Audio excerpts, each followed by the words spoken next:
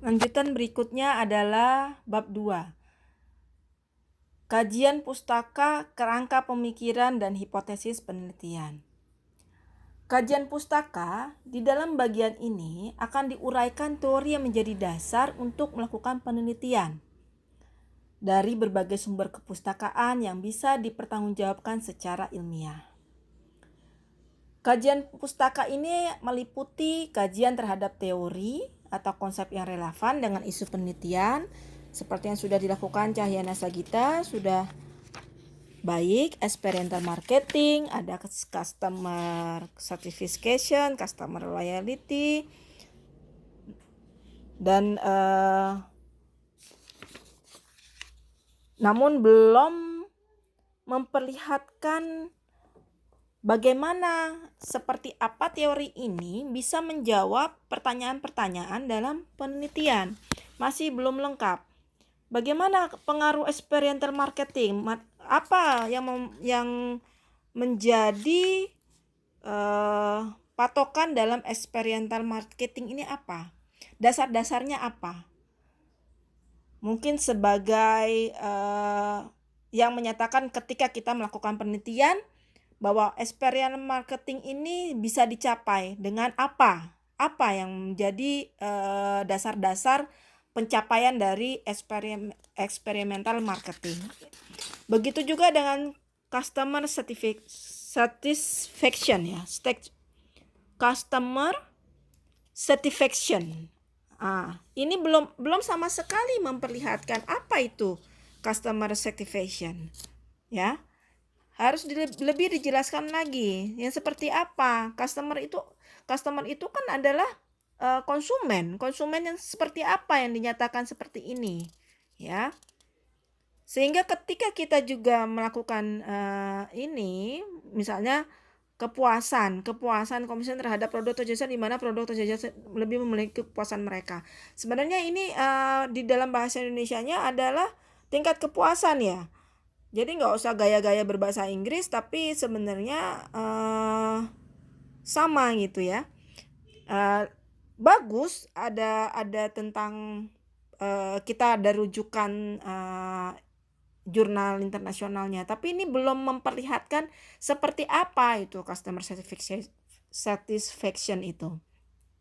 Berikutnya juga customer loyalty, yang kayak gimana ya, seperti apa, perilaku yang kayak gimana, yang disebut loyal itu seperti apa saja tahapan untuk dinyatakan loyal itu seperti apa ya. Nah, setelah itu seharusnya ada bab di mana ada kajian pustaka ya, atau kajian pustaka, studi literatur ya. Studi literatur itu yang berisi jurnal minimal 5 nasional dan 5 internasional, di mana di situ disebutkan siapa nama peneliti dan tahun laporan risetnya, juga topik penelitiannya, metode penelitian digunakan apa, variabel dan atau hubungan antar variabelnya apa, hasil riset dan apa potensi kelemahan atau kritikan atas riset tersebut. Itu harus diuraikan atau dibentuk tabel boleh, untuk mengetahui seperti apa penelitian-penelitian sebelumnya, sehingga Anda bisa mengetahui bahwa ternyata pemasaran untuk pemasaran eksperimental itu harusnya seperti apa, dan Anda ingin seperti apa yang ingin diwujudkan dalam penelitian ini. Nah, untuk kerangka pemikiran ini pada dasarnya diturunkan dari beberapa konsep teori yang relevan dengan masalah yang diteliti.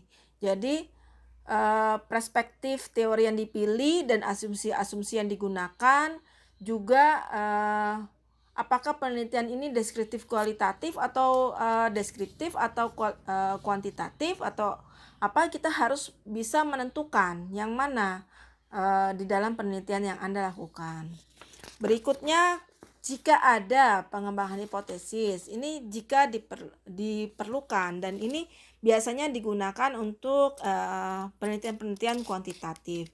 Hipotesis yang dibangun terlebih dahulu seperti apa? taruhlah kita bisa mengetahui yang dikatakan hipotesisnya diduga seperti ini.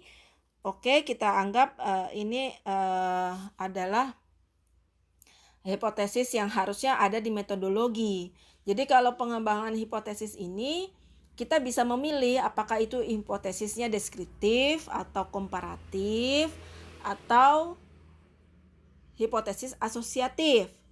Bila mana disebut hipotesis deskriptif. Hipotesis deskriptif itu merupakan jawaban sementara terhadap masalah deskriptif, yaitu berkenaan dengan variabel mandiri.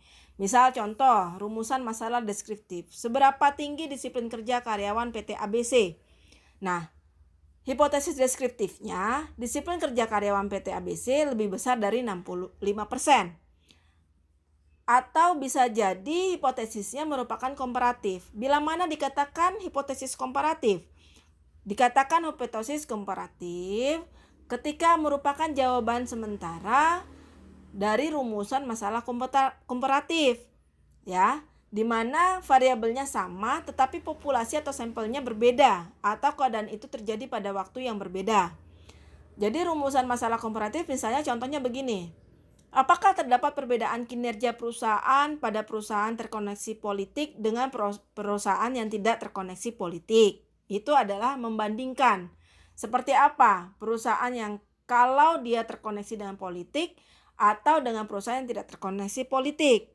Jadi Anda harus bisa menentukan dalam kriteria yang mana.